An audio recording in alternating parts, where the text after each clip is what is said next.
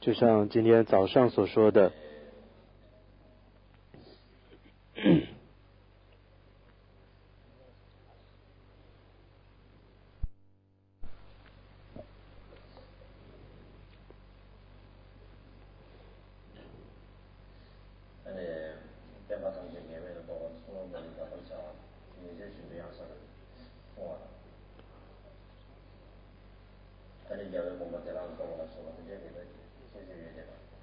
像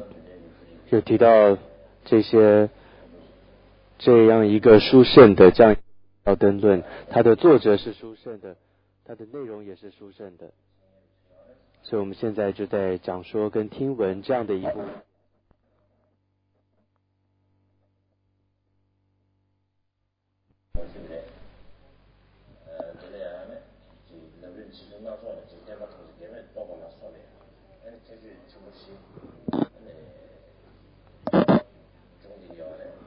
所以这样的这部论点，首先它有一个特点，就是一切的教法都没有违背的包含在其中。那这句话的意思是什么呢？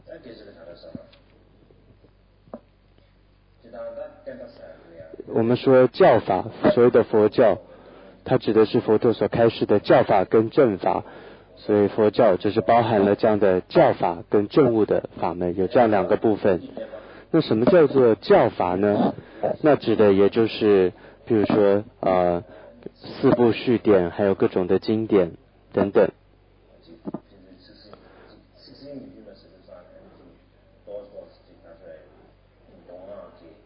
那么在显称跟密称当中呢，你会看到当中的一些文字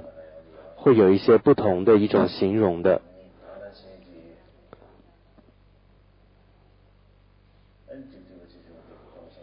同样在大小乘的典籍当中，你会看到也有一些文字的形容会是不同的。那么再来呢，是正悟的教法是什么呢？是指过去传真组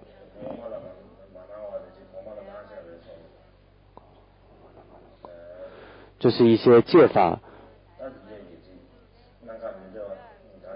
总之它是譬如说有一些戒法，有的是开，有的是遮，它有一些不同的说法。总的来说呢，一切的这些刚刚说显密的这些密意，这些如果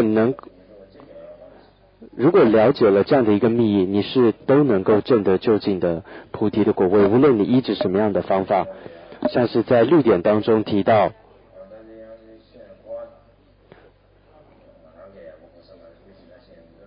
那不知道讲这个样一个律典大家会不会懂？那这部分先不多谈。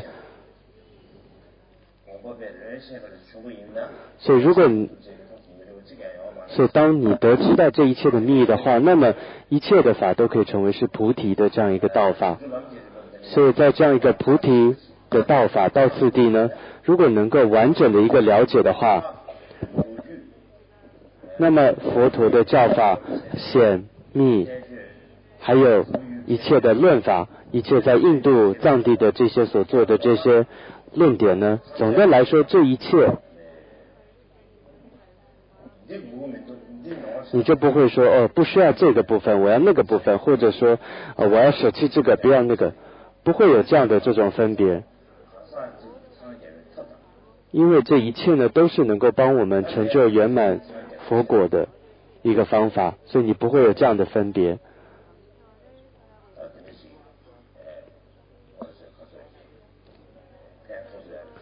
所以就是这部论也可以帮助我们有这样的一种理解的。所以当你知道如何修持，当然如果你不修持，你是不会懂这样的一个密意的。就像就是有些智者会有这样的一些疑惑出现。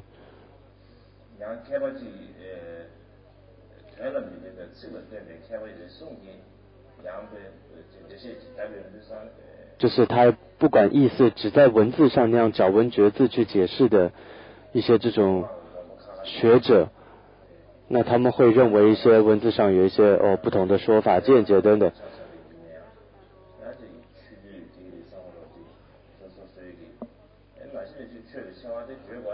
那当然每一个派别他们必须当然都会说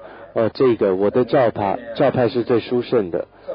那这也是让教法能够兴盛的一个方法。那当然我现在做的比喻可能是一个不太合宜的，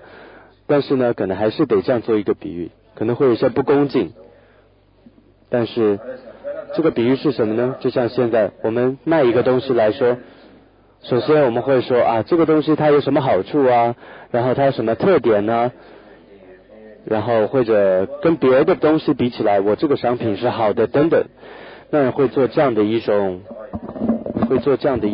怎么说介绍。那么现在呢有的时候会把所以会是这样一个比喻。那同样呢我们现在说佛法的时候也会讲说它的特点是什么，它殊胜的地方是哪里等等，所以它是能够帮助我们得到究竟解脱的一个方法。所以因为这样一个原因，所以我们说出这个佛法殊胜处在哪里，然后这样也可以帮助这个对方升起信心，变成他真让他解脱的方法。有时候我们会将过去祖师的这些修持方式，当我们在持守这些祖师的修持传下来的法门的时候，你看看这样代代相传下来，他并没有看这个弟子真正需要的是人，或者他的根器是什么，然后就尽量的一直说这个法有多好，对你有多好有多好，然后用世间法的一种思维就好像是在自夸自己有多好，好像说自己这个法是比一切都好的。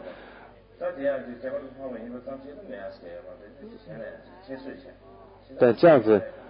甚至不仅是这样，甚至还会轻视他人类，就说别人的不怎么好，我的这个方法是最好的。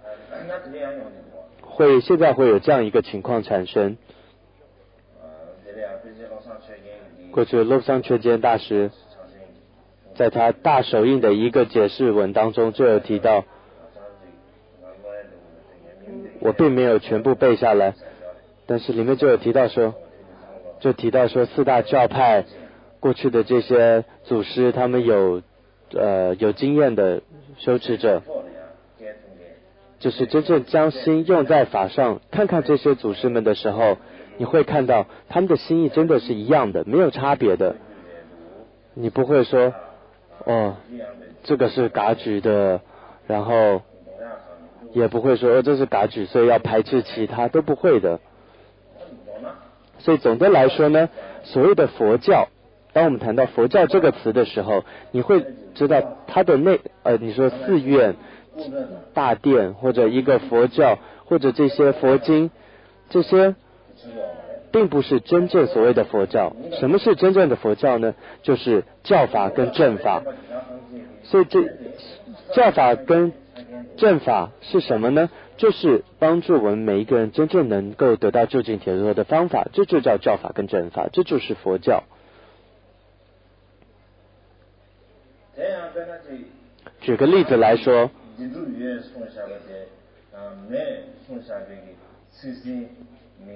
当然你会看到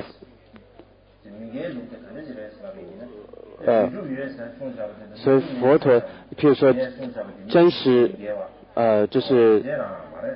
譬如说点出就是这个实有存在这个部分，到底有的经典说有，有的又说没有，会不会相违背？的确你会看到实有跟非实有，它并不是文字上的一种理解，而这是因为看每一个弟子或者说众生的根器的不同，所以你看就会有了义或者不了义的，就是因为佛陀看每个弟子不同的情况，因此会说有的时候说实有，有的时候非实有，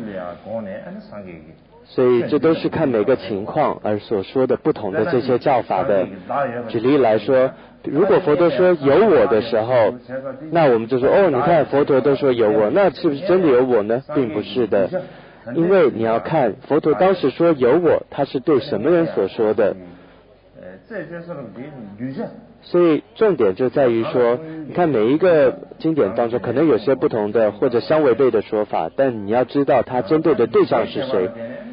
因为对象的差别不同，所以呢会有这样不同的一些开示的内容的。所以它并不是按照，它主要是按照弟子的根器情况而所说不同的教法。所以从这方面来说，佛陀真的是一个具备大悲心、善巧方便的人呢。平常你看我们说法的时候，我们在分享一些内容时，大部分都是自己的一些内容，都会以自己的主见为主。但看看佛陀会觉得并不一定都是这样的。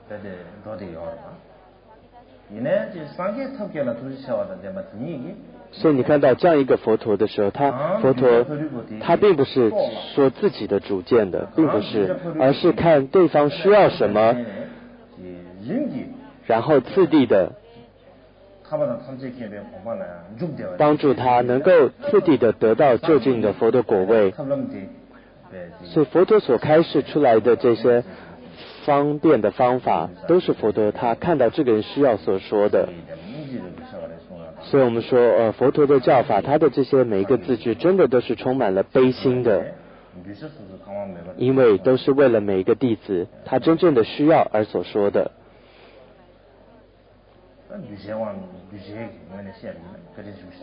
所以从这个角度来看，佛法真的是对我们恩德很大的。那么佛陀这些的内容是有差别，我们如果不了解为什么会有差别，我们会觉得怎么会又是有我又是无我，我们不知道它的差别在哪里，也不了解了义不了义的差别在哪里，也不了解到底佛陀是在什么情况之下所说的话呢？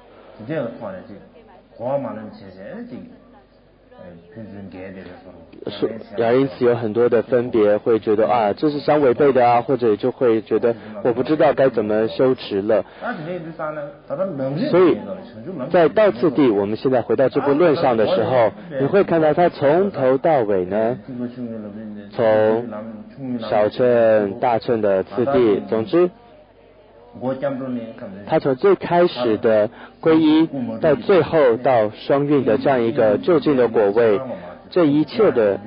方法方式是那么清楚的针对于每一个弟子的每一个人的他的心他的根器的不同而给予了开示。所以透过这样一部论点，它能够帮助我们能够无误的不违背的了解佛陀每一个内容。所以这是这部论点它的特殊处，这是它的特殊的功德之一，就是能够帮助我们全面的了解到佛陀的内容。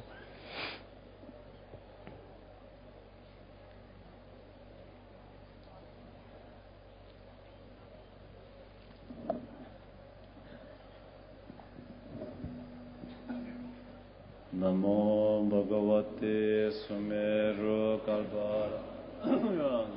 Gadaya Arhate Samyak Sambuddha Tatyata Om Kalpe Kalpe Mahakalpe Kalpe Pachodane Swaha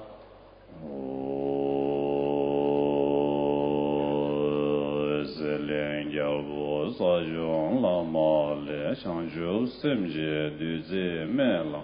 Rowa Kunla Pembar Zebahi Palne Atisha Bajabambu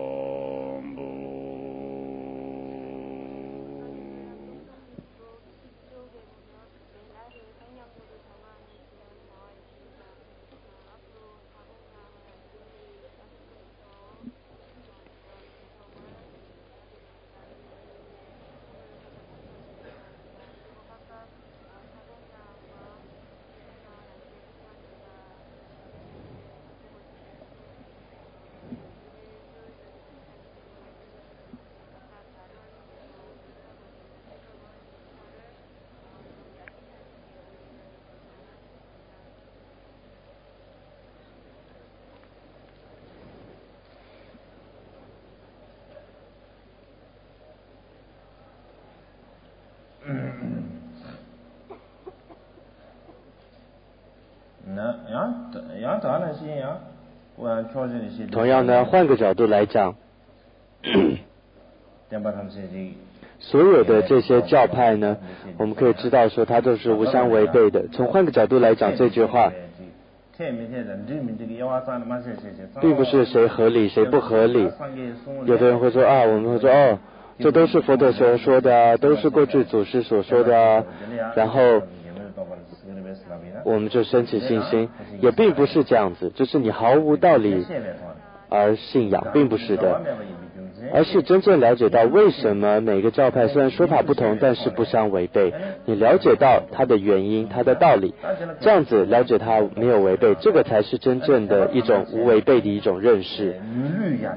要不然呢，就只是一种就只是一种信仰哦，反正都是佛说的，所以没有差别，而并不是这个意思，而是更深一层的了解到它的差别处在哪里。所以这里也说这一点是很重要的。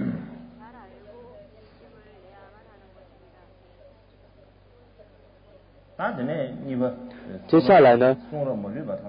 再来又提到说，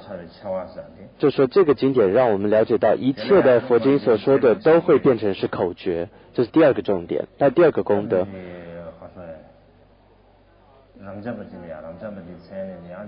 过去一个祖师曾经对这个让张巴的让张巴问说，什么叫做，就说有一个人请示说什么叫做嘎当巴，意思就是只要是佛经的，只要是任何一个字都变成是口诀，这个就叫做嘎当派。当时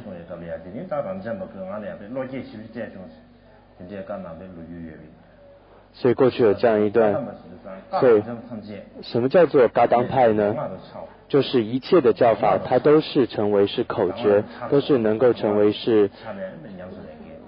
能够修持的方法，这个就叫做嘎当派，或者叫嘎当这样的一种嘎举的教法。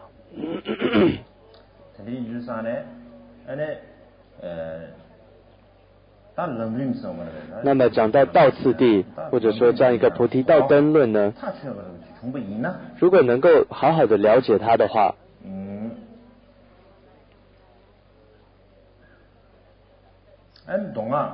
那么你对于显称或者是密称的内容，或者说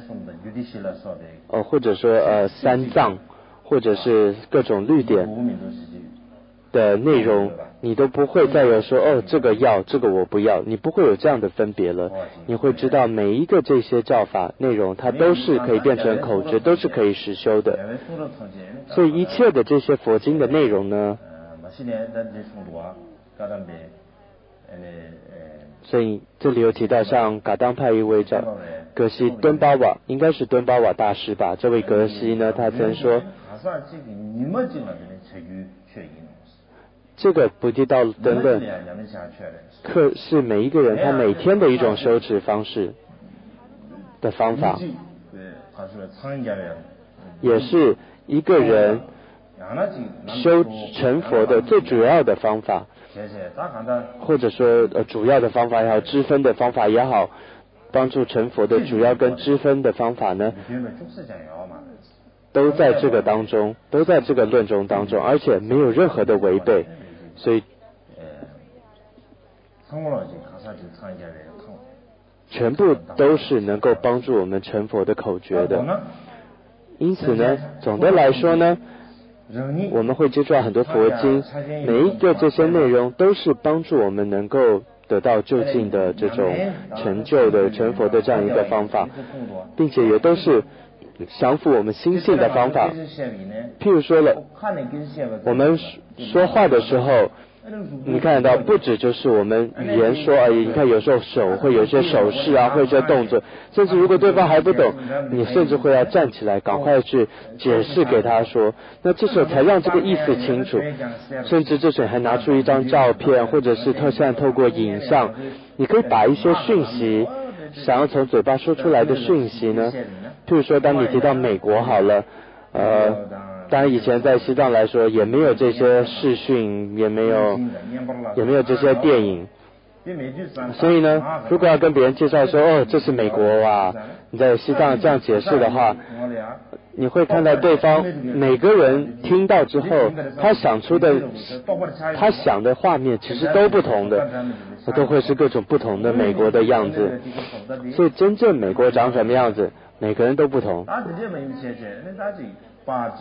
所以如果这时候有一些画面，譬如说有一些影像或者一些照片的时候，哇，那这些人一看他就知道说，哦，什么是美国呢？哦，就是这样子啊，他可能就会有一个清楚的一种了解。同样的，一切的佛经也就是这样的。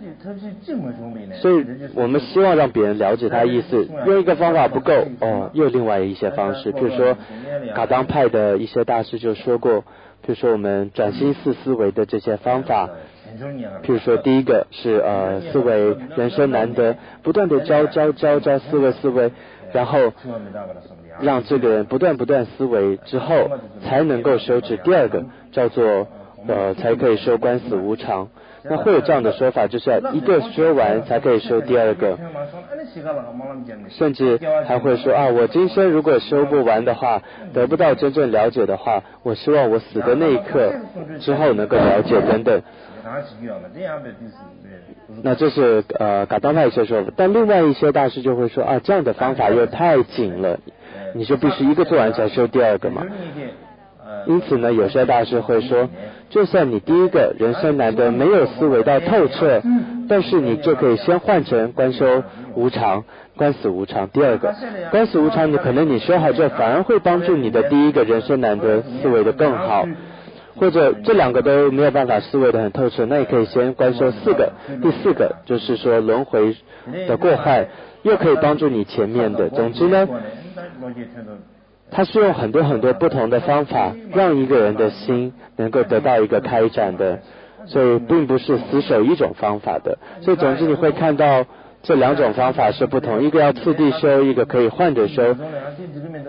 都很好。要不然你看像我们像一些人，我医治了一位上师，你会说啊这个上师不怎么好，然后对我也没什么用啊，把它丢在一边，就好像说以东西来说啊，这个上师过期了，然后我过期了，那我赶快再换一个这个上师一样。或者说对于本尊也是，好像我已经对上师说啊，我修完了观音了，那之后我该怎么办？感觉好像在说啊，我这个观音菩萨，我这个已经修过，他已经到齐了，修完了，我必须换一个，并不是这样的。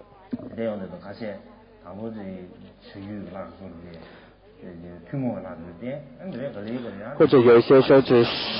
世部的这些极静尊之后，又喜欢那些比较愤怒尊啊，手啊脚啊脸都比较多的那种，或者刚开始呢医治了一些极静尊，然后后来觉得说啊愤怒尊比较强比较厉害，就要换成愤怒尊。总之呢，有现在的修行会变成这样子，但我在想怎么会变成这样呢？所以我在这里主要想说的是，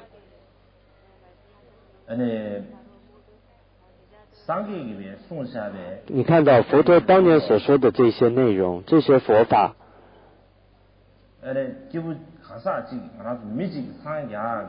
都是帮助可是我们能够成佛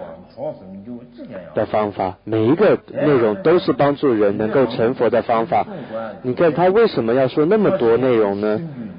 某方面来说，就是因为让我们更能够降伏自心，然后更能够修持，容易上手，所以说了这么多方法。举例来说吧，就好像一位很好的医生，他在为病人看诊的时候，你会看到这个医生他都会有一些自己的特殊的配方也好，或者一些特别的食物的疗法也好，或者总之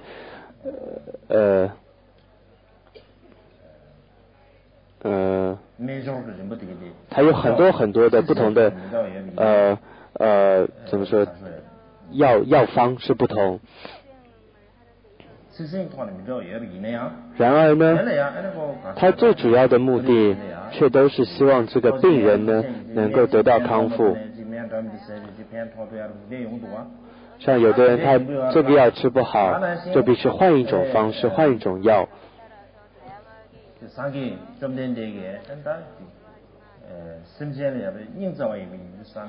你看到说佛陀他对众生的悲心真的是很大的，所以他总是在想说啊，怎么样可以帮助这个人他真的能够得到解脱，得到快乐，所以他总是这样想而说出的内容。因此我们看到佛法都是这样的内容的。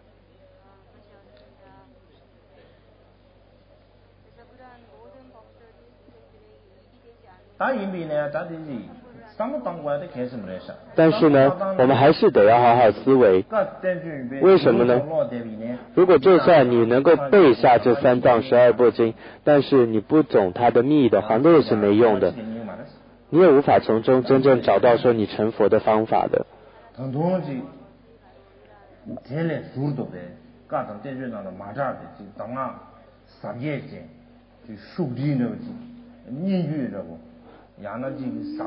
要不然有时候会想说啊，佛经当中会不会有那些甚深的密意，或者说那种特别的那种甚深的福藏在里面呢，好像在找寻宝藏一样。那的确我们有时候会这样想，佛经当中一定有些什么特殊的东西哦，就像在西藏会说有那种耳传的教法，或者说这种特殊的福藏啊等等。但是呢，从更全面的角度来说，其实就像刚刚说的，要整体来讲都是修持的方法。从这个角度来说啊，会说哪一个法更殊胜最殊胜，这是不太对的。但是呢，从这个方法是否对某个人有特别有帮助来讲，你可以说哦，那他是特别殊胜的。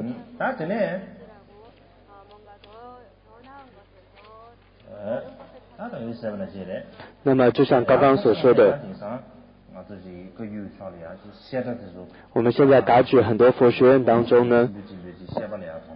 慢慢的对于佛法的文思呢都越来越怎么说越来越好了。那就看佛学院都很兴盛。那很多人会说，噶举派不是实修派吗？那干嘛在那佛学院呢老在那辩经，在那思维呢？好像不太对吧？可能会有这么说。甚至呢，他还说呢，你看呢，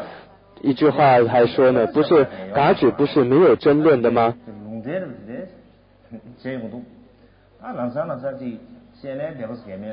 那通常被这样一问，有的时候甚至还真的不知该怎么回答。但是呢，事实上就像刚刚我们提到的了，就是一切佛法，一切的这些论点都是我们能够实修的方法的，这是我们应该认识的。可以甚至可以这样说，没有一个字它不是帮助我们成佛的方法。总的来说呢，五部大论，或者从律典来说，有这个叫别解脱戒，俱舍论当中有四谛，或者现观当中又谈到六度，甚至更深的讲到说整个菩萨道的修持等等。或者你会看到在中观当中呢，又谈到说甚深的空性中观的这些道次第。或者在这个释量论当中讲到很多英明的这些逻辑典籍的当中，也谈到说四谛的，或者说帮助我们解脱的方法，又透过的是这种逻辑思维的方式来帮助我们解脱。真的可以说呢，真正或者说殊胜的皈依的口诀什么等等，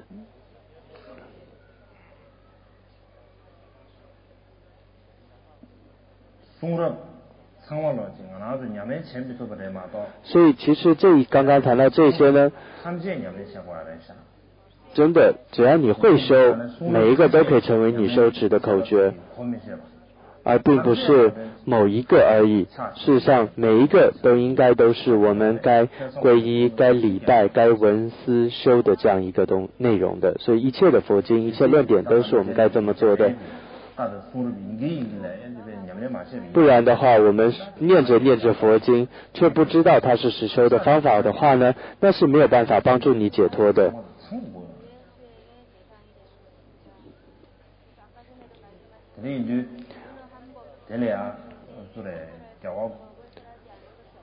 那么在这里还有一位好像是郭仓巴大师吧，应该是郭仓巴大师。他曾说呢，我没办法说出他真正的那原话哦，可能翻译也翻不出来。意思就是说呢，所有的这些修持者应该对那些做文思的人要恭敬，甚至呢，对于那些铁匠，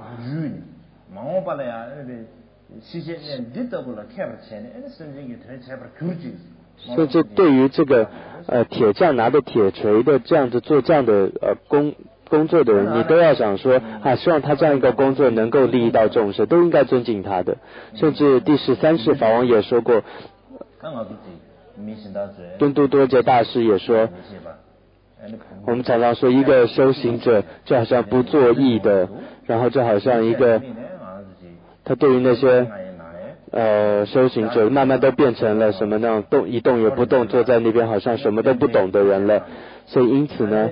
告诉他们说应该要多做文思，甚至也要对于这个量论也应该学习等等。或者对于戒律来说，对于像是3戒律，还有就算俱舍论无法学完，但是至少要对于这个天珠这个米旁人界所做的这样一个论点，都应该要对于这样10名的内容呢，至少要学习一点的。这13世法王曾经这样说。特别呢，让冲多杰所做的第3世法王让冲多杰所做的深深内意的这些，还有这个洗金刚，还有这个明示如来藏的这些内容，我们都应该好好去学习。还有呢，这个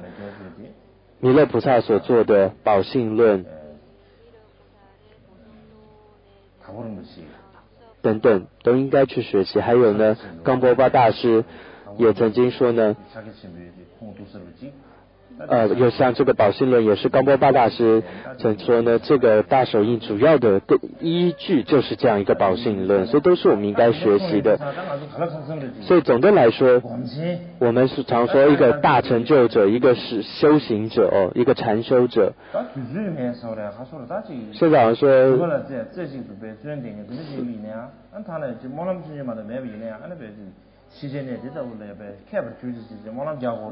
甚至就算没时间也应该发愿说至少要成为一个有学问的人。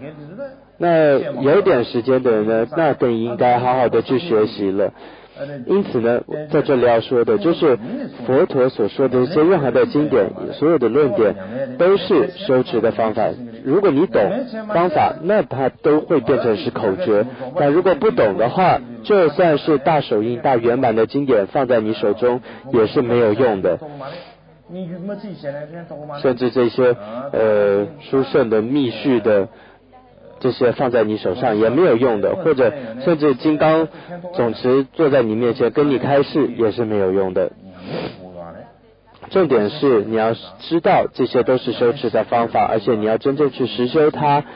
能够去修持它，这是非常重要的。那么这个才就是真正的佛教。接着呢，在后面又谈到了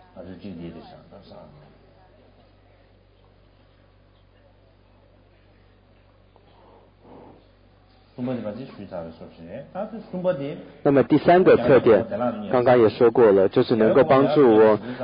容易证得佛果。什么叫做容易呢？意思就是说不会经历太大的困难，能够得到享受到佛的果位。你会了解到什么是佛的果位，能够容易的了解到正知道。这是这个论的第三个特点。那这里所说的所谓的佛的密意，佛的这样一个果位，佛的密意就是从最开始依止善知识，一直到最后的成就佛果这样一个整个过程呢的一切的次第，或者说从初学到最后这个无谬的佛果好了，总之这一切都是佛陀的密意，或者说佛陀的这些义理在这个里面。所以一切佛陀的密意呢，你说显称也好，密称也好，都在这个当中。那但在显称密序当中会看到，它并没有一个太清楚的次第，到处都遍满在当中。但是在这里，为了让每一个人能够让我们更容易实修，能够更清楚的直接让我们了解到这些内容。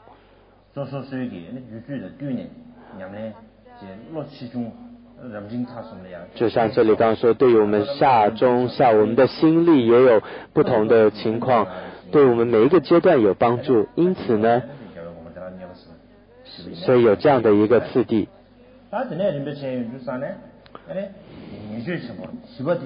第四个呢，特点。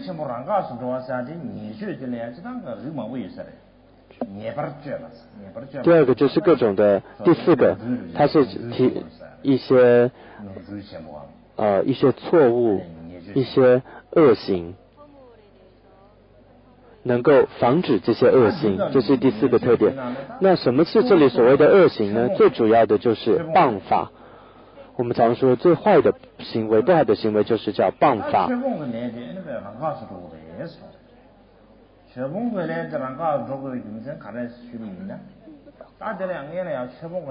首先呢，这里要解释一下什么叫做谤法呢？那当然我没什么知识，也没什么见闻但是当我在思考这个问题的时候，我们看到说现在佛陀所开示这些内容，让毁坏佛教的因的根本是什么呢？对不起，也就是呢，因就是互相这些大师们或者这些教派的祖师们互相的这些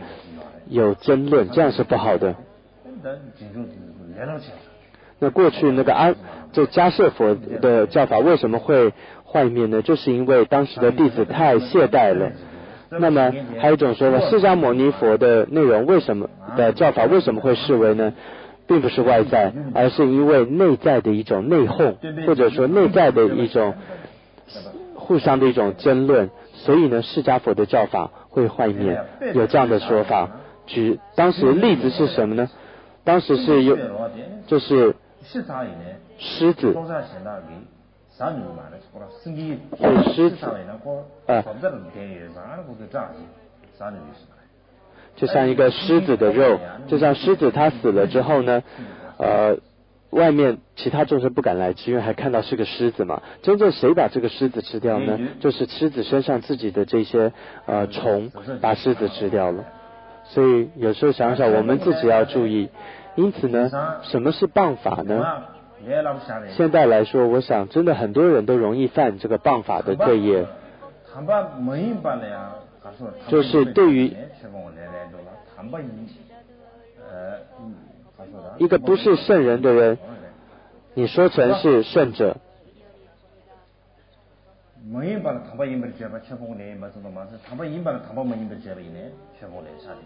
你甚至将一个更不用说将一个是圣者说成不是圣者的人呢，这也是谤法。先说一个故事在这里。过去呢有一个比丘，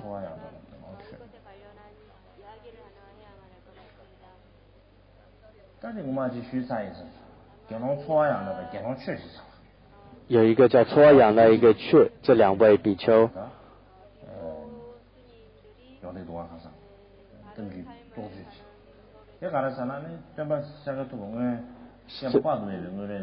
这是释迦牟尼佛的前身当中有一次投身为叫做阙的这样一个比丘。那当时的阿弥陀佛呢，是当时叫做搓阿仰大投身这样一个比丘。那么这样一个搓阿仰大比丘呢，阿弥陀佛的前身呢，那当时呢，他就按照众生的不同的根器来说法。那么这个阙比丘呢，就总是在说的是甚深空性的法。那么这个搓阿仰大的比丘呢，因为他按照每个众生的根器不同来说法，因此呢，他的弟子总是更多在他身边。那这位阙比丘，因为总说的呢是甚深的空性，因此的确有些弟子得到了解脱，但是因为他说的内容太深奥了，并不是每个人都了解，所以他这位弟子并不多。所以当时这个阙比丘他就嫉妒了，所以那个比丘搓阿仰大并不是搓阿仰大，他并不是一个他实在总是在骗人，不像是我总是在说的是真正的甚深空性实相，但他却呢总是在那里聪明的说些好听的话，那他实在是他是邪命，就是那个比丘搓阿仰大叫正命的意思，他说我不是正命，他是邪命啊。他因为这样的一句话呢，他就掉入地狱当中无量的期间，他甚至投身为人之后呢，就这位阙比丘因为这样的毁谤，所以之后落到地狱之后很久，到了投身为人之后呢，也受了很多的苦，最后甚至他成佛的时候，当时的这个正命的比丘就是搓阿仰大也都投身到了净土。但是呢，我呢释迦牟尼佛却是在一个不净的净土，也就是像我们现在娑婆世间投身。这就是因为我过去的这样的一个这是在解脱经当中有这样的记载，就是因为我过去的这样一种恶业，谤法的恶业，所以投身为在这样一个娑婆世界成佛。这释迦牟尼佛曾经说过。추도디 지금 가서 냐와를 동사를 세상 콘에 첩시지에나 아니 추도들이야 고자지 딱 디미디 미신다라 때네 아니 계정 원내시에 되잖아 아니 고자를 차야 버지잖아 야고 쉬용도 아들이 지송도와 세상 안가도 추도딘 그 양에래 디게래 사체 사리야 마신나가 추동 그가 상시다 말아봐 이미네 추동 그야 돼 잔에 절대简单些 实际上呢所以过去有一位祖师说呢，有的时候我们嘴巴太会说，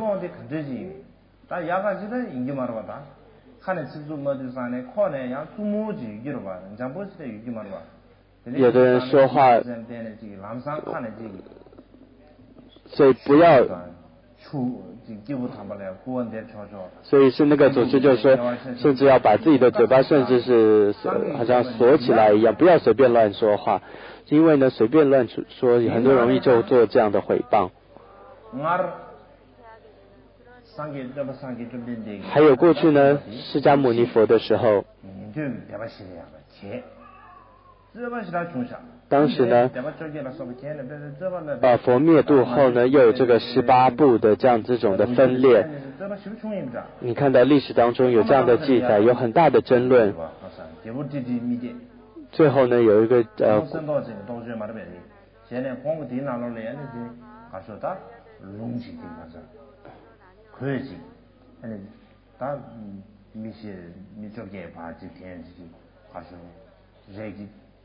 그래도 바텐 주산에 고 레세 네베 레기 서부 부부저게도 캐르지 중도와 야 대매야 너지가 나로래야 세기 카르와나 지지 챤네 세기 카와 부부저게를 잡아지 근데 所以总是在经典当中就有说一块也不属真印没那么拿到了就不属真印不加好像是迦尼色王还是什么，他的梦当中也说呢会分裂这样的18部，总之呢这好像是总之呢当时呢就说有这样子佛灭度后有这样不同的部派等等，或者一个就说你那个不是佛法，另外一个又说你的这个不是佛法。总之当时分裂之后呢，有很多的辩论的。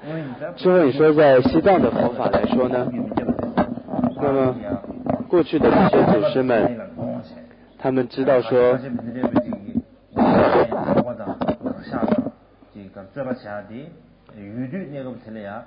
都是为什么会有这么多的辩论呢？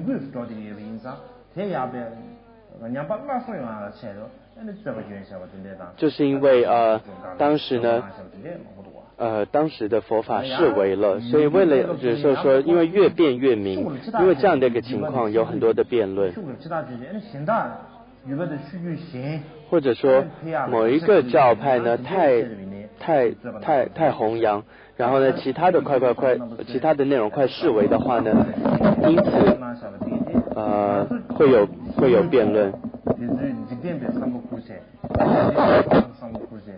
因此呢，我们要知道说，过去的这些辩论并不是因为这些祖师们他们的这种嗔恨心啊、比较心而做的辩论，并不是的。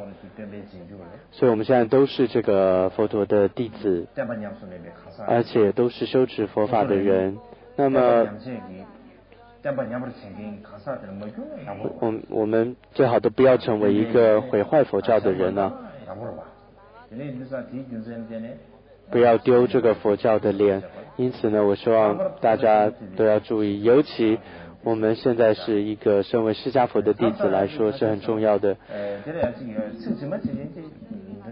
这里我还想到过去一段话，就是那罗巴大师好像对阿底峡尊者的这一段话，我现在不记得完全的内容。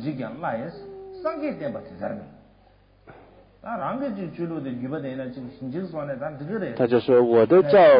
教法没了也可以，但是呢整体的佛教不可以毁坏。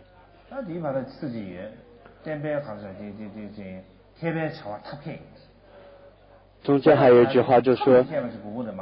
方便善巧，智者是要具备方便善巧的，并不是说智者是一个死脑筋的人，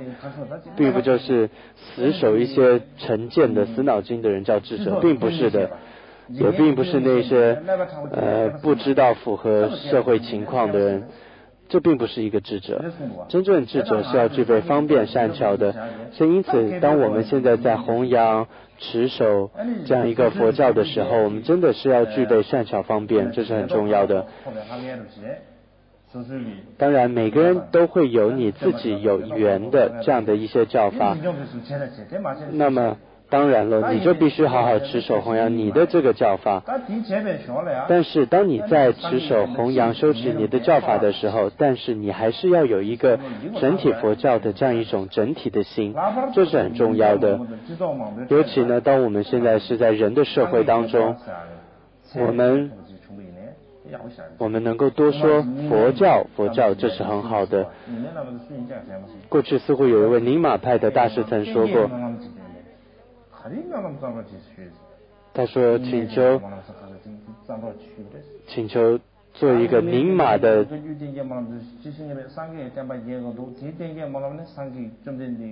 有人反正请求一个宁玛派大师写说一个宁玛的这样一个教法的兴盛的祈请文。那位大师就说我这些祈请文不需要，只要是念诵整体佛教兴盛的祈请文就好了，不需要特别的。所以呢这里讲回到说谤法的时候呢，甚至有说谤法的罪业是比这个无间罪更重的。甚至你说邪见它是会断我们的善根，会让我们无法得到究竟的成佛的果位，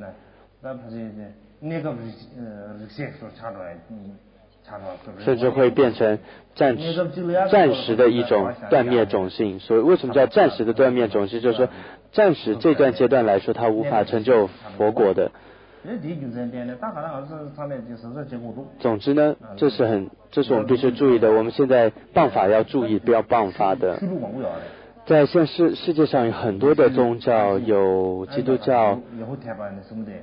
雅虎，还有犹太教、印度教，有很多的宗教。但是我们的佛教呢，好像是第3吧，还是第4个宗教吧，也不管它第3名还是第4名了。反正说3宝嘛，那我们就说佛教是第3大宗教好了，反正呢就是第3大宗教，也并不是最第1名、第2名的。但是我们说世界上有这么一点点佛教，又分成了有密乘，又分成有大乘。比如说你说在中国汉地的，或者现在有很多在座的中国的中国佛教的法师，还有是这个南传的，或者说2乘的声闻乘、缘觉乘的修行者，或者你看又分成这么的多。所以我们互相之间似乎并没有太真正的一种尊重跟了解。我们会说那些大乘的和尚啊，只会说念念阿弥陀佛，好像见到了会说阿弥陀佛阿弥陀佛，但是心中也并不是太了解太尊敬。或者大乘一提到密乘呢，就说很高兴见到你，但是真正心中并不是真正很尊敬这个密乘的修行者。那密乘的这些藏传的行者来说，就说看看他们好像也并不是太如法。其实你怎么能够知道说一个人是不是真正圆满具备这些内容具德呢？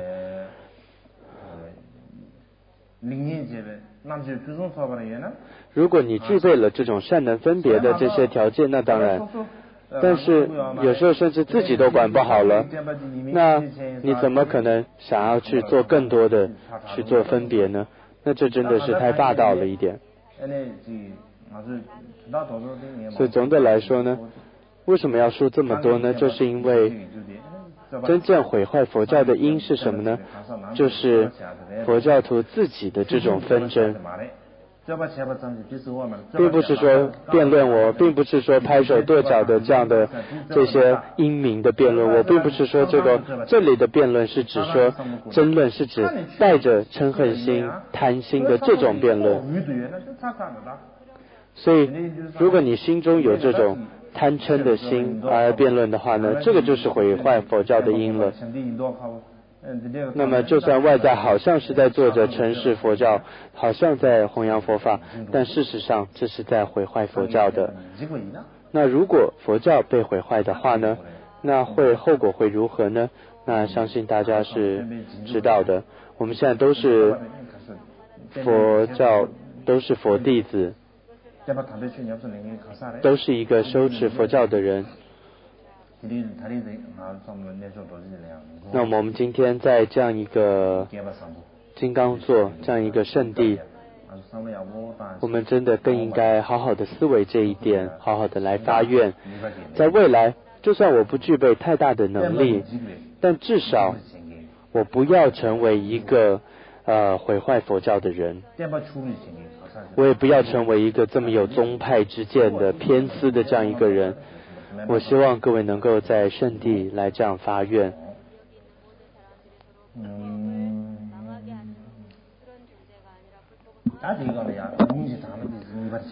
可能这时候我要引经据典，从这个三摩地王经当中说呢，从三摩地王经中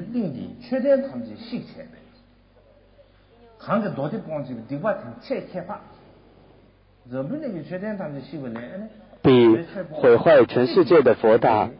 来讲，谤法的罪业是更大的。有这么三摩地王经当中这样做过比喻，甚至呢在经典中还这样说，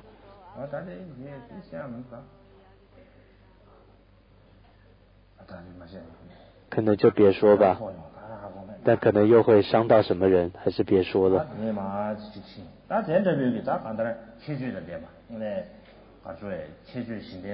所以刚刚谈到说， 4种特点。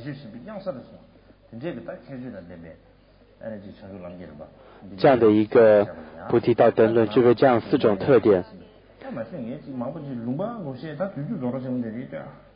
那我刚说了这么多，时间是不是快没了呢？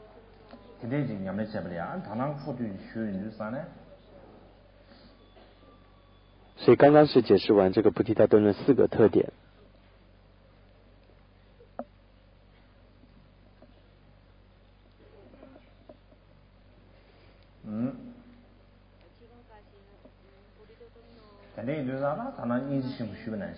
就像早上提到的大悲心，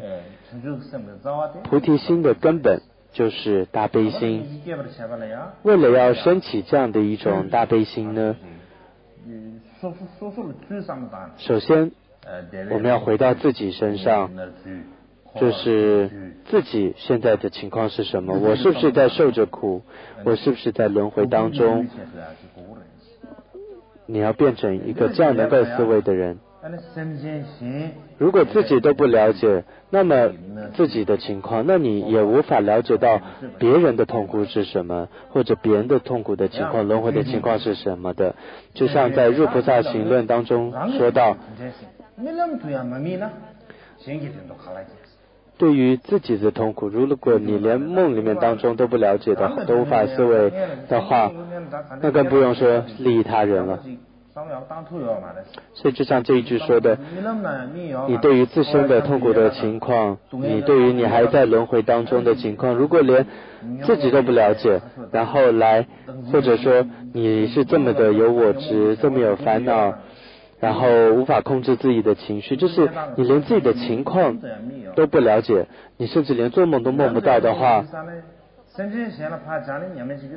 那你更不可能说啊，我去思维考虑到别人的情况的。所以首先似乎就是说，我们必须做梦要梦到自己的情况的。那我们平时好像过得开开心心，好像日子过得也不错。我自己来说呢，越多人的时候呢，我会看到每个人对我都有很多的期望，有时候会觉得我就是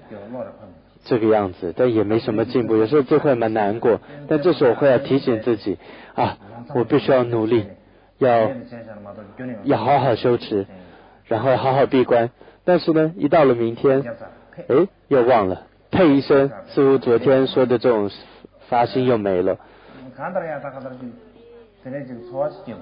所以呢，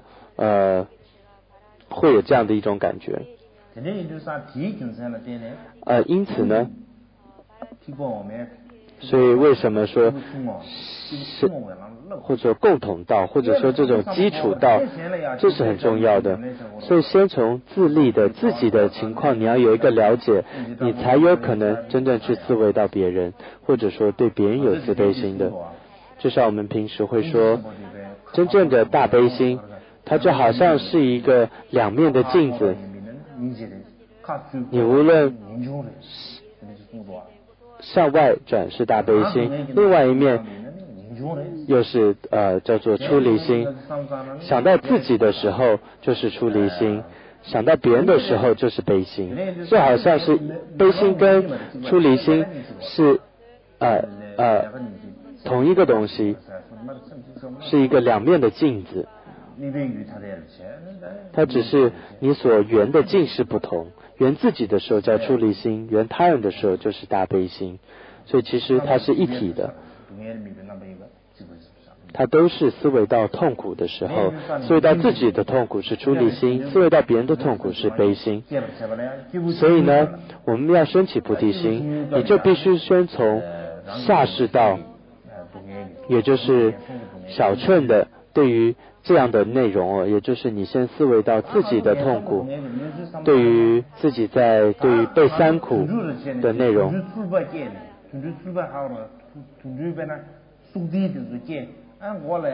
这时候你可以想想说啊，如果我是一个动物，譬如说我的脚都变成蹄了，甚至头上也长角了，甚至呢我的脸上都长毛了。所以你可以这样去想，去想想看，就是你快变成就是你要想说自己如果是一个动物的时候，平时呢我会在我看着这些鸟的时候，你看这些鸟只要是它能力范围之内都能做到，但是人呢似乎能力范围之内很多人都做不到。其实人类能做的是什么呢？就是能够得到此生跟来世的究竟的一种快乐。我们有这样的潜能，这是其他动物做不到的。那你说要吃喂饱自己也好了，动物也做得到。那当然穿衣服，动物可能不用穿衣服了，但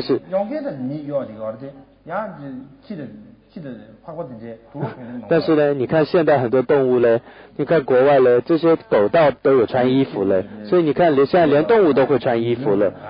甚至呢动物呢都还有他们的动物公寓，甚至还有5星级的动物住的小狗住的，你知道那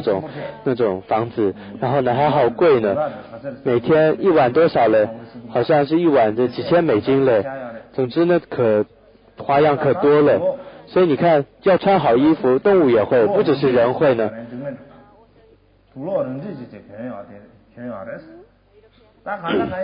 所以总的来说呢，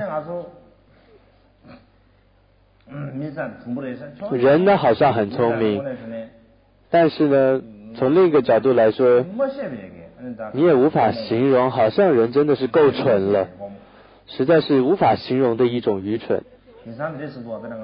你看现在我们各个国家这种有很强的强国就会有那种核子弹啊什么的，但事实上呢，你拥有这样一个核子弹都怕，是因为都怕这样一个核子弹。他其实自己也怕啊，这个核子弹会不会爆啊，会不会被人偷走啊，自己都吓得半死。但是呢，就因为他是一个强国，他为了要证明自己是个强国，所以要跟别人说啊，我有这个核子弹啊，我可成为了一种先进的强国了。但其实呢，别人还没害怕前，自己都害怕的要死了，这实在蛮愚蠢的情况。事实上，核子弹到底要打谁呢？这么大个子弹，实在蛮蠢的。做这么大一个子弹，就这么强的一种子弹，你想要打谁呢？尤其呢，我们现在整个世界现在已经是一种，就是它充满了各种好坏大小，你都可以透过这个网络能够看到了，是一个网络的世界了。但是我们是不是变得更聪明了呢？并没有就算你看到了世界的情况，就好像你对于世界的情况，你都好像很清楚可以看到，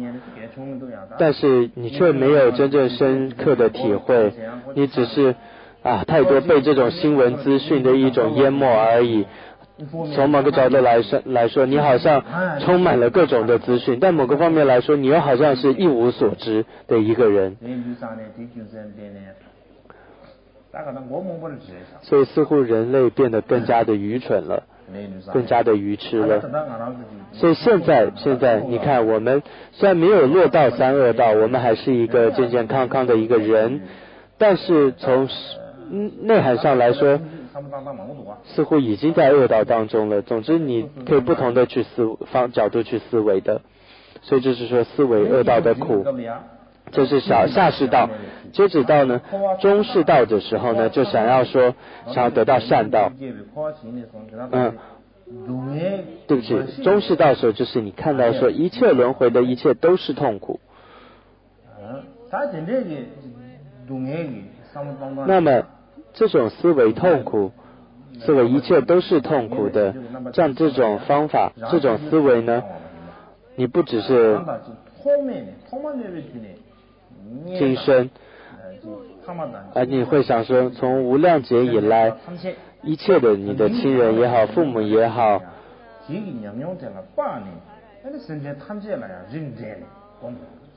你透过这样的思维到所有的众生都是同样的苦，所以这时候你刚刚最开始你透过自身的苦，慢慢你遍及到更多的众生，思维到他们的苦，所以你可以看到下士道的内容就成为了中士道的一种方法的帮助了。所以有时候我会想说，你看密乘好像说得很厉害，都在说一生中成佛，但是是什么样的力量能够让他一生成佛呢？其实也就是甚深空性跟菩提心，不是吗？那么甚深空性的理解，如果能够了解甚深的空性呢，你还是得先具备基础的，譬如说人无我的内容，你才可能了解到慢慢的法无我的内容的。如果你没有办法，没有人无我的基础，你也没有办法真正了解到更甚深空性法无我的内容。所以你先从自身我的五蕴是没有无自性的，所以你看到正我无我这种，所以这种空性你不了解，你也不具备菩提心的话，那么就算是有好像在修密乘，这也是没用的，就好像一部车它没有了引擎是一样的。所以呢，一句话说，前行法是比正行还重要的。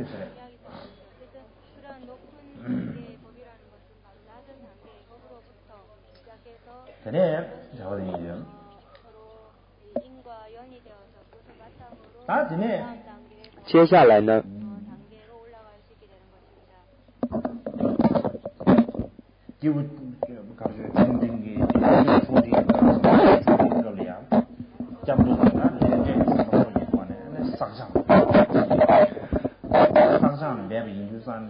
接着呢，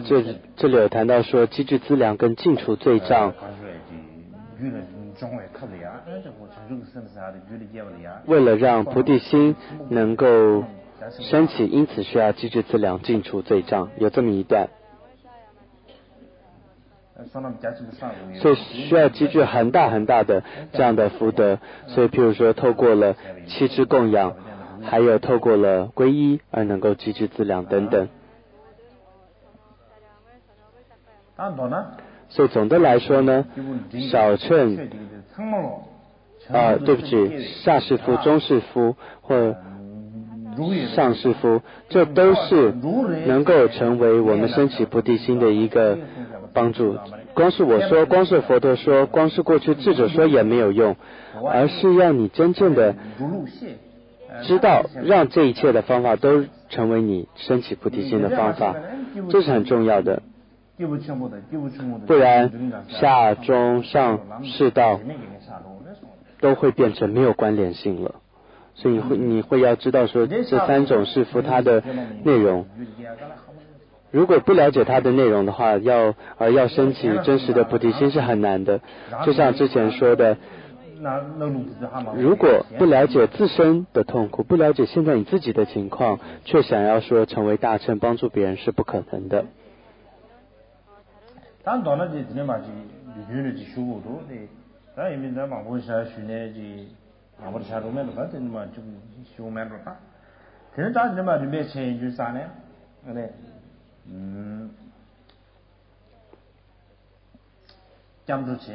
所以刚开始皈依之后呢，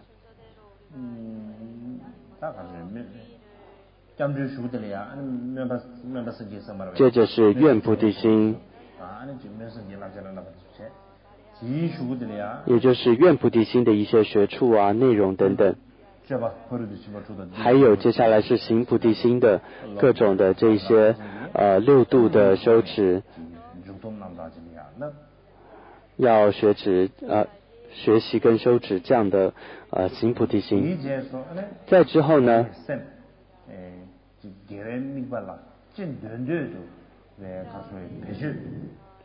尽量让自己的心呢总是在这样的善行上，让自己的心能够自在的在这些善行上，因此呢要有止的修持。那么在这部经典当中呢提到说，要透过止能够升起神通，这是有用的，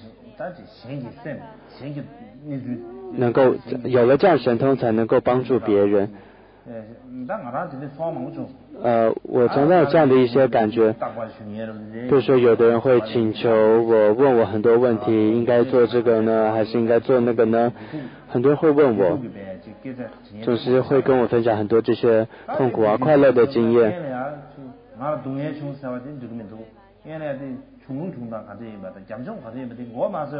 首先如果马上我就说可以或者不行，我也没办法马上说，我必须要了解他的背景是什么，但是因此我需要问清楚，但是情况是人太多，所以呢我也没办法问清楚，所以我只能说好吧，我会为你祝福，为你祈愿的。就很多人来问我的时候，但是对于一个如果真正有神通的人来说，那这个人甚至还没进来，他可能都已经了知到他的内容了，甚至呢他可以受记。但我并不是这样的，我没具备这样神通，所以因为不知道这种受记的方法，也没有这样的神通，所以如果不了解他整个为什么会痛苦，他的问题是什么的话呢，那我就要马上说出为他算呢回答他的问题呢，那这就很困难了。尤其我们藏族的这种祈求的方式跟外国人的祈求方式还真的不同嘞。我们藏族来说嘞，有很多的商人在西藏的时候会来见我，会说哎呦仁波切呀，我是今年我如果卖些这种羊毛的话好吗？那我会说不怎么好不怎么好。总之当时会说我是来该卖这个呢还是卖那个嘞，这是西藏。但国外来说可麻烦了，很多就是多了，问题会多了，会从小他会从小说起，哎呦我从小是怎么痛苦，然后家庭环境到底我应该怎么办，甚至大部分你看到西方国外呢都是一些心理上的痛苦来的问题，也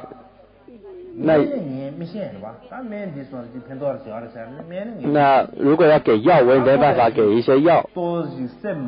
所以呢他也不是问要卖什么，所以我只能呢告诉他一些慢慢让他的心极静下来的一些方法。所以如果我首先又不知道他的问题在哪里的话呢，那我实在没办法告诉他一些什么方法。所以因此呢，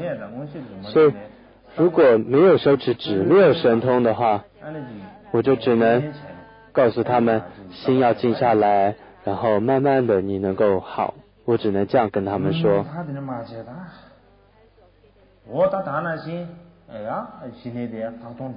所以刚刚是讲说这一部论它的一些内容所以刚刚有皈依它是的，然后接下来有止，然后讲到止，然后又讲到观。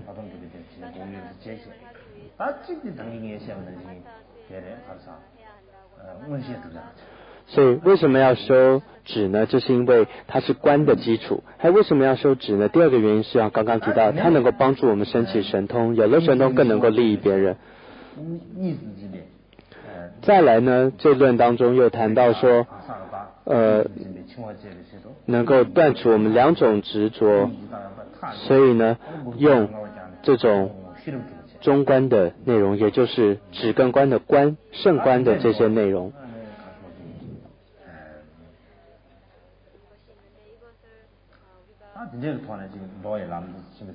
所以以上的这些是这部论当中所谈到的一些显称的内容，接着呢又会谈到一些密称的内容。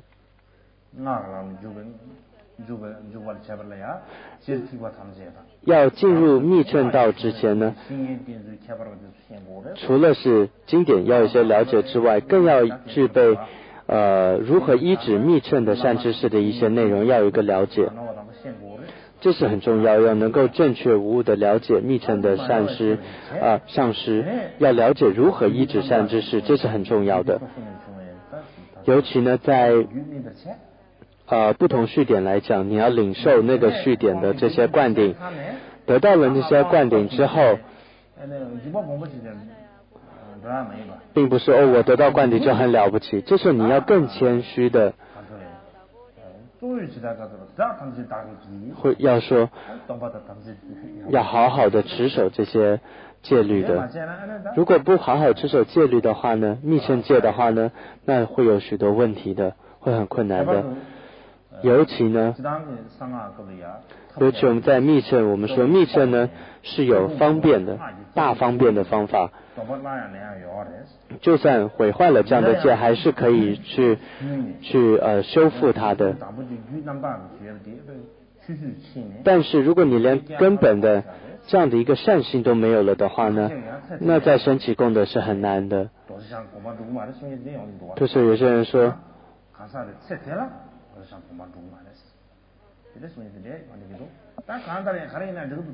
所以总的来说，如果毁坏了这个密乘戒，你很难再升起功德的。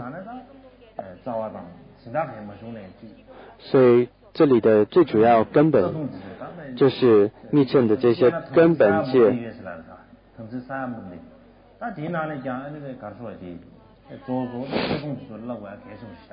最主要我们要学习什么是密乘戒，要一个了解。所以这是为什么过去的祖师们说越到上道反而呢这个不善更大。当时我就想这什么意思啊？什么叫越修到身法呢就不善更大呢？这是因为甚至觉得说各种造作更多了。但这里所谓的造作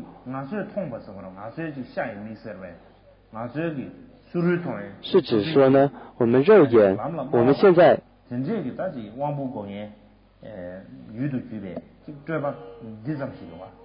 我们现在的所谓的造作呢只是我们肉眼能够看到的这些东西，但是对于一个具有神通的菩萨来说，他所看到的世界，这可是超越我们的一切了，超越我们人所能思想的范围之外了。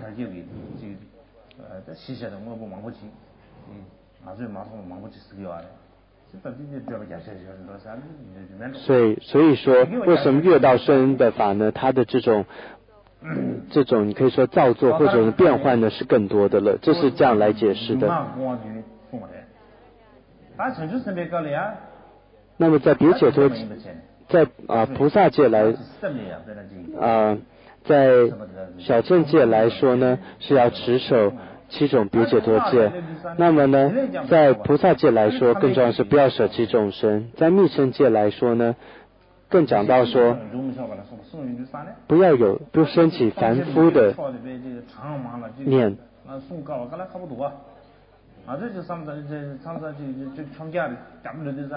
所以你看这都是不容易的，要不然我们就会觉得好像密乘戒很容易，就一下就跳到密乘的修法，这是不行的。我最好虽然说个故事，不说故事很多人都快睡着了。过去有一个主巴敦列大师，有一个就跟主巴敦列说，你要不要跟我一起去接受一个灌顶呢？有个大师要给灌顶，这个主巴敦列说，如果说受了灌顶不用持守戒的话呢，那我就去；如果说接受灌顶要持戒的话，那我就不去。总之呢密乘戒是那么多，但最主要的呢是什么呢？就是不要违背上师的身口意啊，这是主巴敦列大师这样说。就是说密乘呢它的所有的密乘戒合起来就是说不要违背上师的身口意，这实在很难。但是现在你看嘞，现在的观点变成怎么样？你也不会成金刚总师，你也不会到金刚地狱去，因为呢根本就并不是真正的能够如法的一个灌顶。由于它并不是一个如法的灌顶，所以也不会落到金刚地狱去。所以如果是一个具德的上师给予这样一个如法的灌顶，然后呢他又能够如法修持的话呢，那么就能够圆满。那如果违背的话呢，那么才会落入金刚地狱的。这是这样的一种说法。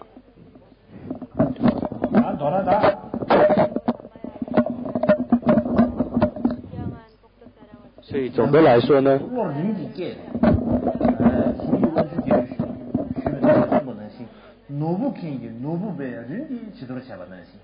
就好像你要好好的去怎么说呢，练经一样，也练这样一个经一般，你就必须不断的去去切割它，去烧它，所以修行也像是这样，你要不断的去开发你的心性，这是总体的来说。那么刚刚是简单概说整个论点它的内容哦。那么所以刚刚最主要就是说，主要有5个大纲，就刚刚的这个菩提道灯论哦。第一个就是皈依，第一个部分就是皈依。第二个是什么呢？菩提心、发心。这是这个论当中的第2个，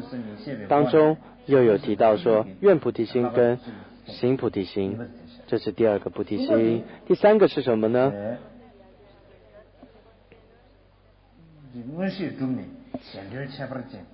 修成神通而利他。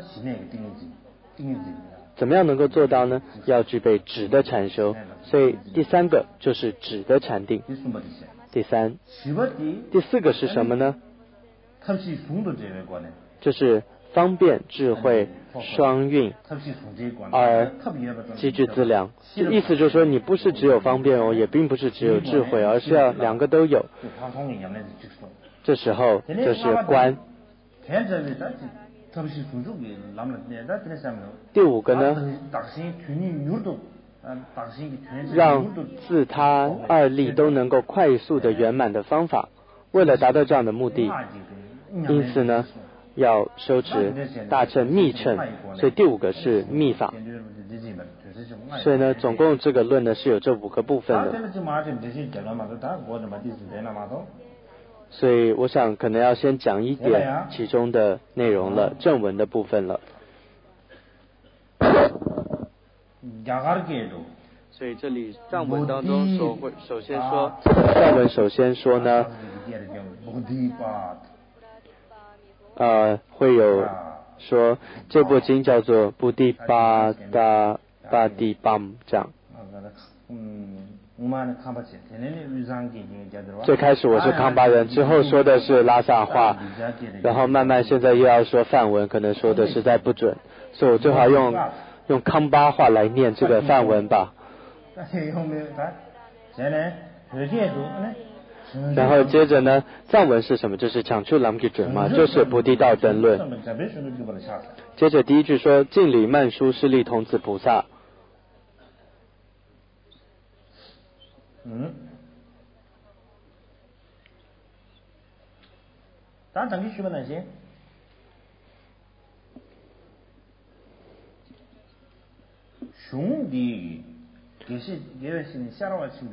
就像刚刚说的，我这次讲最主要依据的这个注解呢是楚布寺的第4世的迦查仁波切查巴顿珠，他的注解，他当时呢，他是一个真正修持的一个噶当派的一位大师。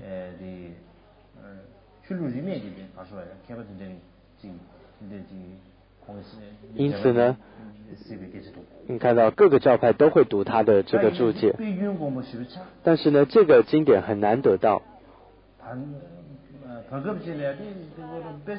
有一段时间呢，甚至会觉得这本书好像失传了。但是有一位格西，有位阿姑谢廖先生，他有这样的一个经典，所以慢慢呢才得到了这部论点。所以这一次最主要是按照这部注解而说。那当中这部注解当中最主要呢按照了沙拉瓦大师的一些内容。所以在沙拉瓦大师曾说呢，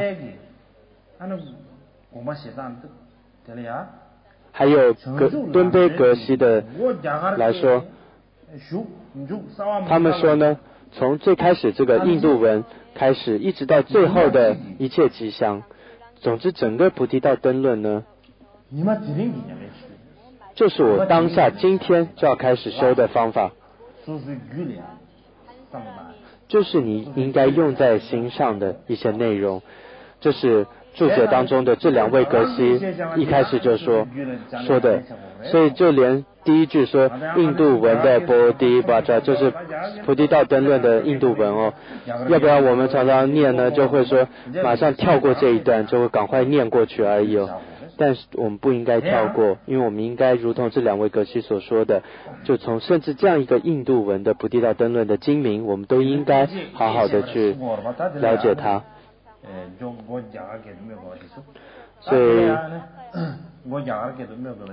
所以为什么在最开始要提出这样一个梵文的经名呢？有3个原因。第一个原因是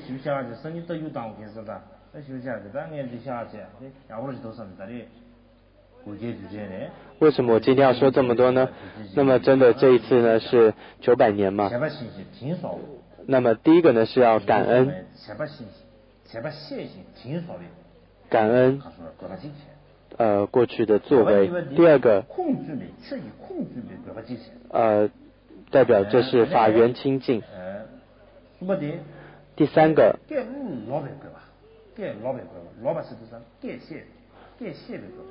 是第三个呢是指说是知道他的是就是了解他的意思，这是梵文的意思，所以要说梵文。所以说为什么最开始要说这梵文有这3个？那第一个是感恩。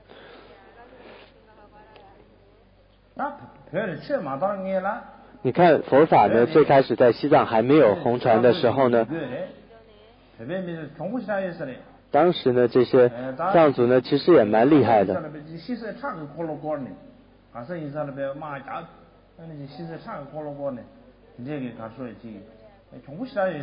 总之当时藏民族可是蛮凶，怎么说呢，蛮到处去征战的。但是呢真正学了佛法之后呢，他们的心性都调伏下来了。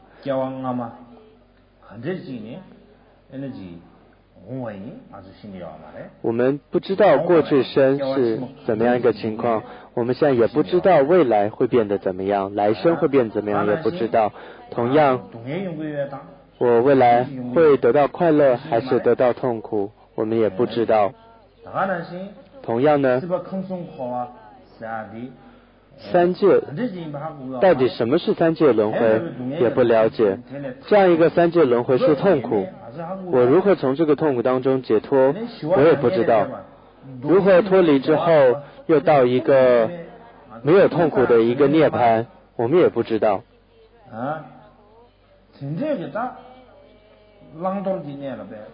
我们现在就是这样一个完全不知道情况，不知道取舍的善恶的，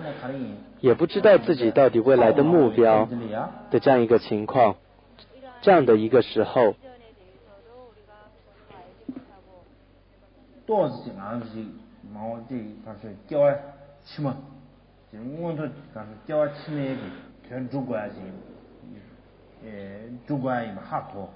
这时候如果知道一点未来我要怎么样过得更好，或者说来生怎么样可以更好，或者说能够知道怎么样可以成就未来成就佛果，如果知道的话，为什么我们能够知道呢？这都是因为正法的恩德。那么好，这个正法的恩德是很大。那正法是从哪出来的呢？是从印度红传出来，从释迦牟尼佛红传下来的。那么说法者的佛陀他也是一个印度人，当然现在尼泊尔人会说他可是尼泊尔人，但总之呢他是印度人，所以我们必须要感恩这个印度的这样的一个传承。在我们过去西藏的一种传统来说，甚至只要是从印度来的乞丐，我们都会称他为是这个阿扎雅，就是说这个论师。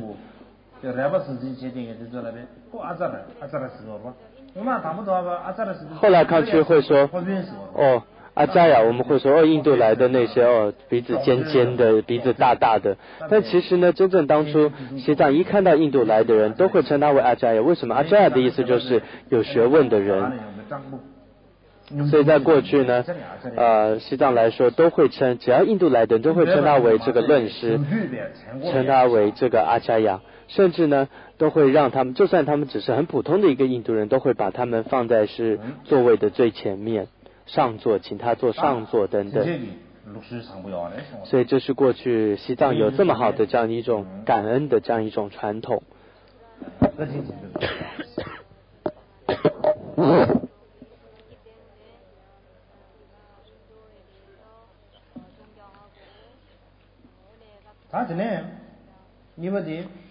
再来第二个呢，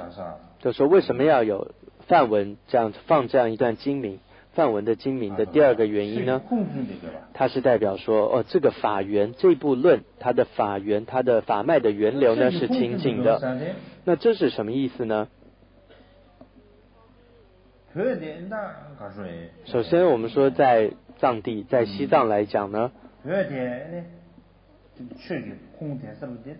它最主要依据的就是夏拉瓦大师他说呢，这个西藏呢，它最主要的法脉的源流并不是西藏本身，也不是其他什么地方，真正的法脉的泉源是哪里？是印度的。所以在最开始你看到在藏文的经典呢，佛教争论最开始就会放这一段梵文，那大家一看到就会比较放心这就是印度传来的，所以你自然会比较取得信任，大家比较会有信心，会升起恭敬心所以这是放梵文的第二个原因。那为什么大家容易升起信心呢？看到梵文容易升起信心呢？因为当时在印度呢，它是咸鱼是很分得很清楚的。总之呢，当时他那些智者做的论点是能够成为论点的，那可是经过了很多人的这种公认或者说了解之后才可以变成一个论点的。但现在你看到出版是那么的丰富那当然可能也是好，但是呢像过去印度或者这些论师来说，那就是那个甚至他们都说为了要珍惜不浪费墨水，甚至都不敢写呢。现在呢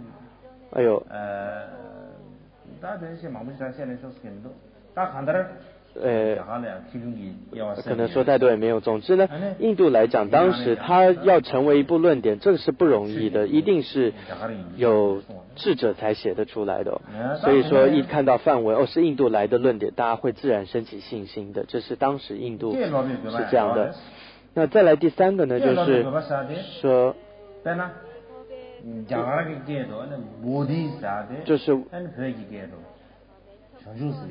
就是让这个文字清楚，翻译清楚。所以呢，就像说这里说巴就是bodhi就是菩提，巴就是呢道，然后巴呢就是灯。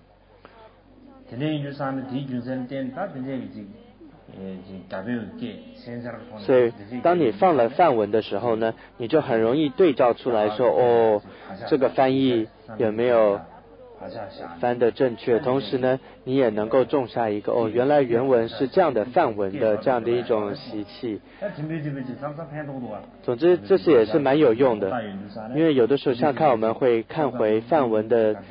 经典的时候呢，你会看到范文原来是 Bodhi 就是菩提啊，就是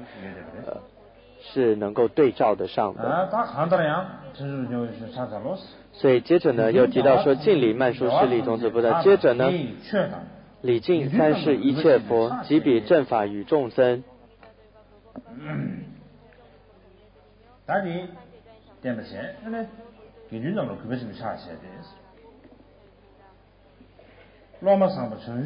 接着因贤弟子菩提光劝请，应贤弟子菩提光劝请善显觉道灯。首先礼敬三世一切佛，即彼正法与僧众，这是礼供文。接着呢应贤弟子菩提光劝请善显觉道灯。那这个这是为什么做这个论的原因。那第一个，为什么要礼敬三宝呢？这是为了帮助说他撰写的时候，阿底峡尊撰写的时候，他没有任何的障碍，也就是说消除了这些障碍呢，他希望写这部论能够圆满的将它写完，这是第一个原因，所以要礼供文。第二个呢，是为了后世弟子读到说最开始有礼供文，能够让我们的心上得到一种加持，因为有礼供三宝，所以这是还有呢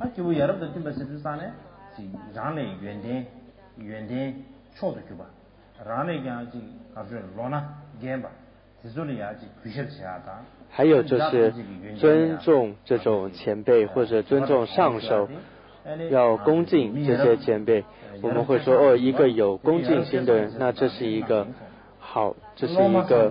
人，所以这是最开始有礼供文的意思代表。再来呢，应贤弟子菩提光劝请而写这个善显觉道的灯。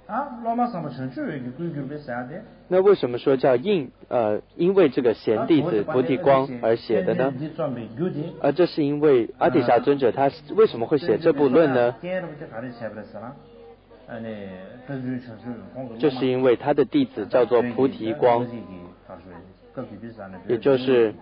在阿里地区的菩提光，他是当时西藏阿里地区的这样一个国王，他也是赞普的这样的一个王室的这样的一个国王，叫做菩提光。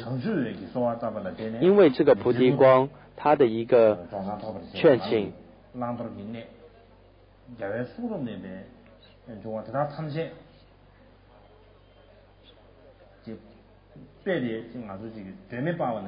所以就像呢就好像点了一盏明灯，如果你手上有一个这样的明灯的时候，那么你可以无碍的轻松的走在这样一个黑暗的道上。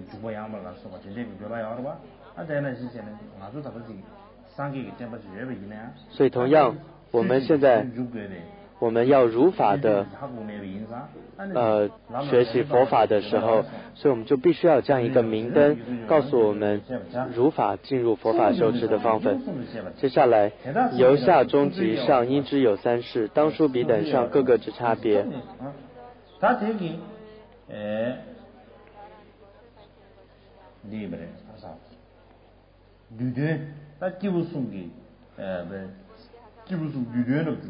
接下来这一段呢，就是一个整个经典的一个总的记文接着在念这个若以何方便为与生死乐，但求自利益之为下士夫，背弃三有乐，直指诸恶业，但求自即灭，彼名为中士。若以自身苦，彼他一切苦，欲求永尽者，彼是上师夫。所以这是一个概说什么叫做三世夫所以这里面可以看到说什么叫上士夫、中士夫、下士夫，它的定义是什么？这几个经文有一个了解。那接着呢，又有谈到说所以呢，明天的课程呢，早上的时候可能会讲到皈依，会讲到皈依，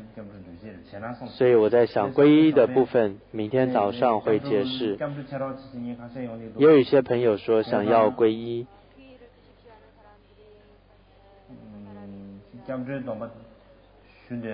所以呢，对于想要领受皈依戒的法友呢，明天早上请大家也准备好而来。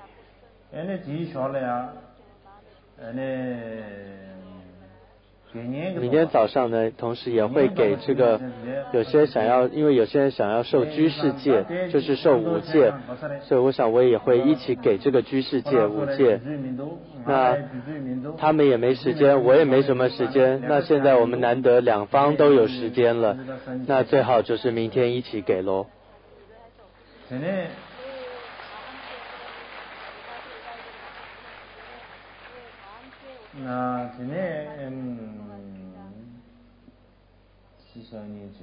所以这是明天早上，那么这是明天，那么后天呢是我们课程的最后一天。那么那天的早上，我想我会给予这个，当然也没什么人请菩提心戒，请求给菩萨戒，不过所以还不一定后天，因为还没有人跟我求菩萨戒，所以也不见得第3天最后一天要给菩萨戒。总之呢，可能第3天会讲菩萨戒的内容。总之今天最后呢，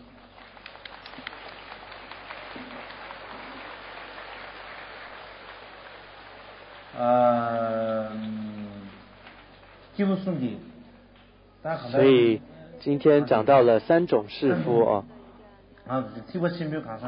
所以我们说无论是大乘的一个行者，我们修持的道路上，我们是次第的在修持。每一个修行人，如果譬如说你是2乘的行者，小乘的行者，其实最开始也都需要具备这个基础，然后才慢慢进入到正行的修持。尤其我们在做的都说是大乘的行者，或者说是密乘的一个行者的时候，那么我们现在修的正行的，比如说大乘密乘的法，我们必须先要对佛教的根本跟基础，如果你能够了解的话呢，那么你在你自己的修持的功课上，你更能够修得更好。那么你对于或者对整体佛教来说，你也在真正诠释佛教，你也真正能够让佛教更长久住世。所以我希望呢，在座的各位在未来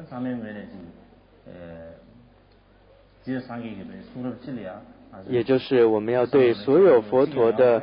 这些经典，我们要知道这都是我们应该听闻思维跟修持的。那当然佛经是那么的多，那我们当然不可能全部都学习完，但是最重要的是你要让这每一个法都能够让你的心有所改变，都让你的心好像开启了成熟了一般，这样去修持它，那么你慢慢的就能够学得越来越多，越来越深。那我想这样是一个很好的一种次第。谢谢大家。